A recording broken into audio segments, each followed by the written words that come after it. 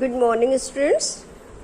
आज हम लोग ग्रामर में एक नया लेसन शुरू करने जा रहे हैं, सेंटेंस।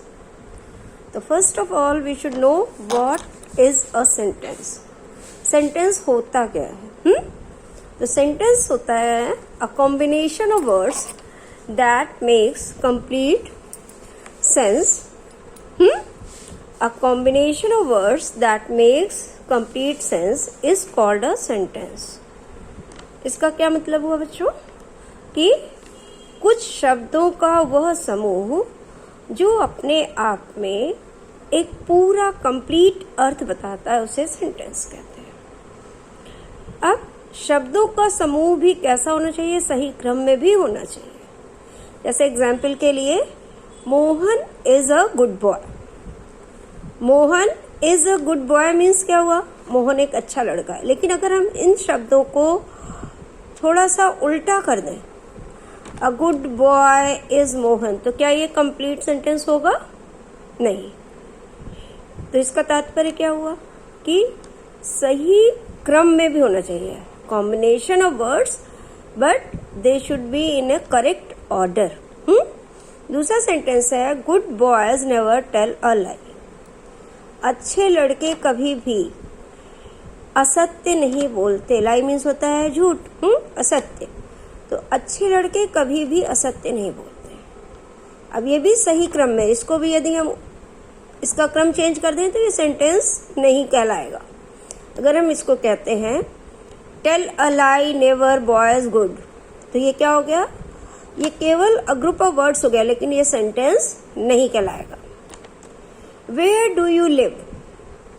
तुम कहाँ रहते हो? ये भी अपने आप में एक कंप्लीट सेंटेंस है। ये पूछ रहा है कि तुम कहाँ रहते हो। प्लीज हेल्प मी, कृपया मेरी मदद कीजिए। ये भी सेंटेंस अपने आप में कंप्लीट है। अलास आई एम ruined, हाय मैं बर्बाद हो गया या बर्बाद हो गई, तो ये भी अपने आप में कंप्लीट सेंटेंस है। मे गॉड ब्लेस यू, ईश्वर तुम पर कृपा करे, ईश्वर तुम्हें आशीर्वाद दे, तो ये भी अपने आप में सेंटेंस है। अब बच्चों आप ये देख रहे हैं कि मैंने जो ये 6 सेंटेंस लिखे हुए हैं, ये सारे सेंटेंस एक तरह के नहीं है। यानी इससे क्या क्लियर हुआ कि सेंटेंस के द्वारा हम किसी बात को बताते हैं। वो हमारा जो कथन है वो स्वीकारात्मक भी हो सकता है, नकारात्मक निषेधात्मक भी हो सकता है। हम किसी वाक्य के द्वारा किसी से प्रश्न भी करते हैं, किसी से रिक्वेस्ट भी करते हैं, और अपनी अचानक मन में हुई भावनाओं को व्यक्त भी करते हैं, और साथ ही साथ किसी को शुभकामना भी देते हैं। यानी एक सेंटेंस का प्रयोग हम भिन्न भिन्न कार्यों के लिए करते हैं। अपनी बात को कहने के लिए करते हैं, किसी चीज को जानने के लिए प्रश्न करते हैं, किसी को आदेश देना, किसी से अनुनय विनय करना, तब भी हम वाक्य का प्रयोग करते हैं। अचानक हुई किसी बात से प्रेरित होकर हमारे मुंह से अचानक जो भी बात निकली, उसे भी हम सेंटेंस के द्वारा व्यक्त करते हैं।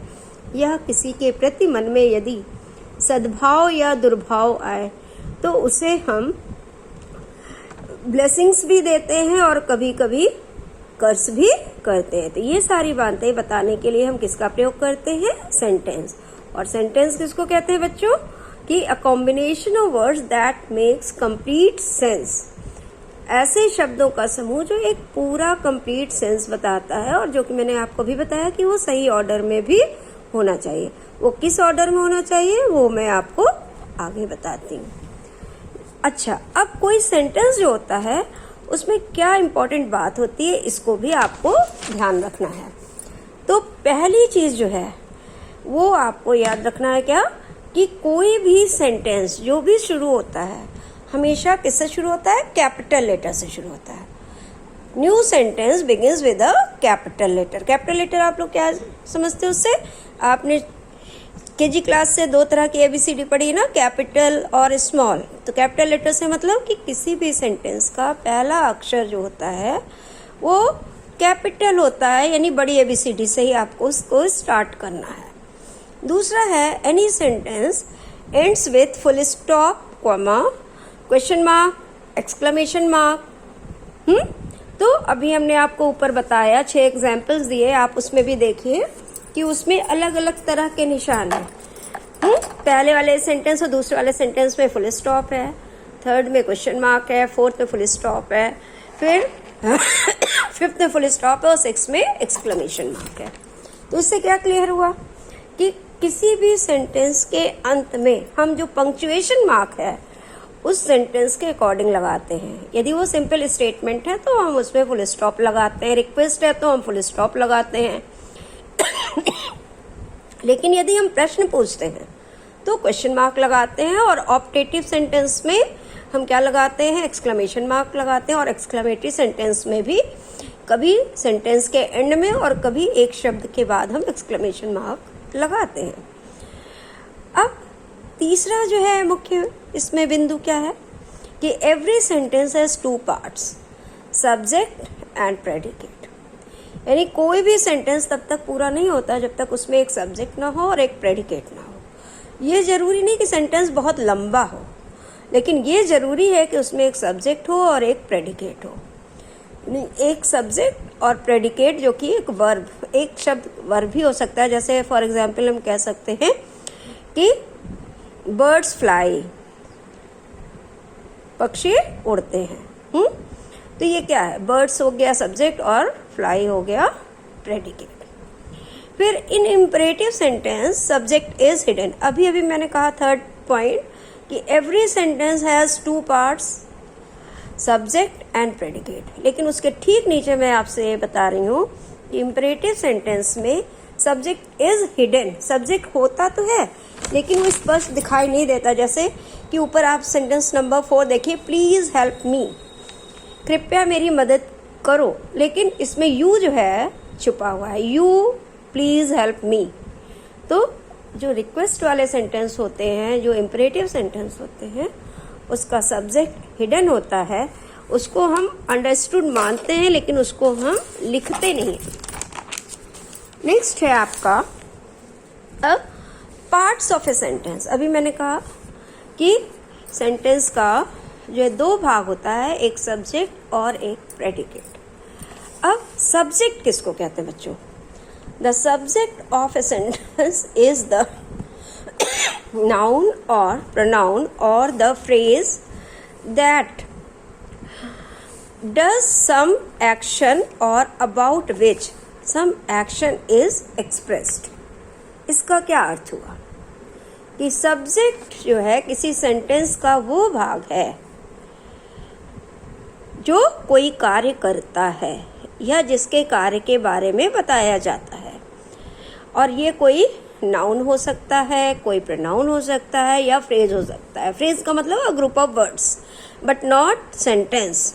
फ्रेज और सेंटेंस में अंतर होता है।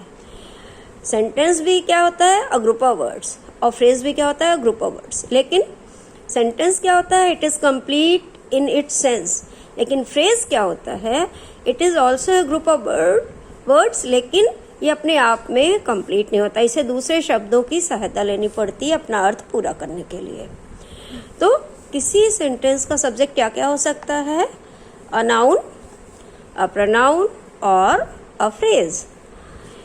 जैसे अब एग्जाम्पल आप देखिए, रेखा सिंग्स अ सॉन्ग। अब इसमें जो मैंने ब्लैक से लिखा हुआ है वो सब्जेक्ट है और जो ब्लू से लिखा है वो प्रेडिकेट है।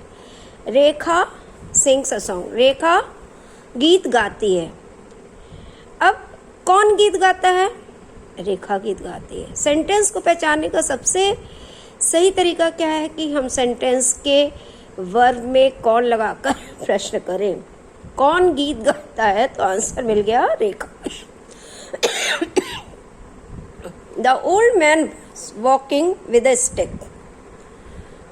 बूढ़ी स्त्री छड़ी के साथ टहल रही थी। तो छड़ी लेकर कौन टहल रहा था, बूढ़ी स्त्री, द ओल्ड वुमन। ये हो गया subject. They have completed their homework. उन्होंने अपना गृह कार्य पूरा कर लिया है। किन्होंने अपना गृह कार्य पूरा कर लिया है, दे, उन्होंने। The naughty boys with stones in their hands were hitting dogs. शरारती लड़के अपने हाथों में पत्थर लेकर या कंकड़ लेकर कुत्तों को मार रहे थे। तो अब इसमें कौन मार रहा था कुत्तों को? शरारती लड़के अपने हाथों में पत्थर लिए हुए। ये सारे शब्द जो हो गए सब्जेक्ट हो गए, ठीक है। फिर उसके बाद है it is a holiday today. अब यहाँ पर बच्चों जो इट है ये भी सब्जेक्ट है। जब हम किसी मौसम के बारे में, दिन के बारे में, महीने के बारे में बताते हैं तो हम इट का प्रयोग करते हैं और इट भी सब्जेक्ट होता है। There are 50 students in my class, और देयर का प्रयोग सब्जेक्ट की तरह होता है। इसको इंट्रोडक्टरी भी हम कहते हैं, इंट्रोडक्टरी सब्जेक्ट कहते हैं, ठीक है। तब ऊपर आप फिर से एक बार देखिए, मैंने आपको सेंटेंस में सब्जेक्ट की परिभाषा में क्या बताया था कि सब्जेक्ट क्या होता है? कोई नाउन होता है, प्रोनाउन होता है, फ्रेज और वर्ड्स। अब इसको क्लियर कर लेते हैं। रेखा क्या है? मैंने आपको नाउन पढ़ाया हुआ था, तो रेखा क्या है? प्रॉपर नाउन है, ठीक है। फिर उसके बाद the old women. The old women ये क्या है? अ ग्रुप ऑफ वर्ड्स, यानी फ्रेज की तरह से हो गया। इसमें द डिटरमाइनर ओल्ड एडजेक्टिव हो गया और वुमेन जो है नाउन हो गया। तो द ओल्ड विमेन कुल मिलाकर के एक ग्रुप ऑफ वर्ड्स हो गया। फिर दे क्या है? प्रोनाउन है। फिर the naughty boy with stones in their hands, ये भी ग्रुप ऑफ वर्ड्स है जिसमें कि द हो गया डिटरमाइनर, नॉटी हो गया एडजेक्टिव, बॉयज हो गया headwords, with stones in their hands ये जो हो गया एडजेक्टिवल फ्रेज, और उसके बाद वर हिटिंग डॉग्स ये प्रेडिकेट हो गया। नेक्स्ट है इट, और उसके बाद नेक्स्ट है देयर। ये मैंने बताया कि ये जब मौसम के बारे में, दिन के बारे में, महीने के बारे में बताते हैं तो इट का प्रयोग होता है, और इंट्रोडक्टरी सब्जेक्ट की तरह देयर का प्रयोग होता है। जब जैसे हम कहें मेरी कक्षा में 50 छात्र हैं, मेरे विद्यालय में 15 टीचर हैं, मेरे विद्यालय में 10 पेड़ हैं, या इतने क्लासरूम्स हैं, तो उस जगह पर हम देयर का प्रयोग करते हैं। ठीक है बच्चों, इतना समझ में आया। अब हम लोग प्रेडिकेट के बारे में जानते हैं। The predicate is that part of a sentence which tells something about the subject। यानी प्रेडिकेट सेंटेंस का वो हिस्सा है जो हमें सब्जेक्ट के विषय में बताता है। यानी ऊपर आपने सब्जेक्ट के विषय में जो कुछ बताया वो सब प्रेडिकेट है। कि रेखा क्या करती है? गाना गाती है। बूढ़ी औरत क्या करती है? छड़ी लेकर सड़क पर टहलती है। उन्होंने क्या किया? उन्होंने अपना काम पूरा कर लिया। शरारती लड़कों ने क्या किया? वे कुत्तों को मार रहे थे। तो ये सब क्या हो गया? ये सब्जेक्ट के बारे में जो कुछ बताते हैं वो प्रेडिकेट कहलाता है। अभी इस एग्जाम्पल में नीचे देखिए, मैंने जो ब्लू से लिखा हुआ है वो सब्जेक्ट है और जो ब्लैक से लिखा है वो प्रेडिकेट है। मीनू कुक्स फूड, मीनू खाना पकाती है। मीनू क्या करती है? खाना पकाती है। बॉयज वर प्लेइंग फुटबॉल, लड़के फुटबॉल खेल रहे थे। लड़के क्या कर रहे थे? फुटबॉल खेल रहे थे। सम गेस्ट हैव अराइव्ड, कुछ मेहमान आ चुके हैं। तो कौन आ चुका है? कुछ मेहमान। और मेहमान क्या कर चुके हैं? आ चुके हैं। शी वॉज इल, वह कैसी थी? तो वॉज इल, बीमार थी। A kind man help the beggar, तो उस दयालु आदमी ने क्या किया? भिखारी की मदद की। तो इसमें भी आप देखिए, मैंने अभी प्रेडिकेट की परिभाषा आपको क्या बताई। The predicate is that part of a sentence which tells something about the subject. ये प्रेडिकेट वो हिस्सा है वाक्य का जो हमें सब्जेक्ट के बारे में बताता है। और इसको पता करने के लिए मैंने अभी क्या किया? मैंने सब्जेक्ट में क्या लगाकर प्रश्न किया। मीना क्या करती है? भोजन पकाती है। लड़के क्या करते हैं? कर रहे थे? लड़के फुटबॉल खेल रहे थे। कुछ मेहमानों ने क्या किया? वो आ चुके हैं। वो कैसी थी? बीमार थी। दयालु आदमी ने क्या किया?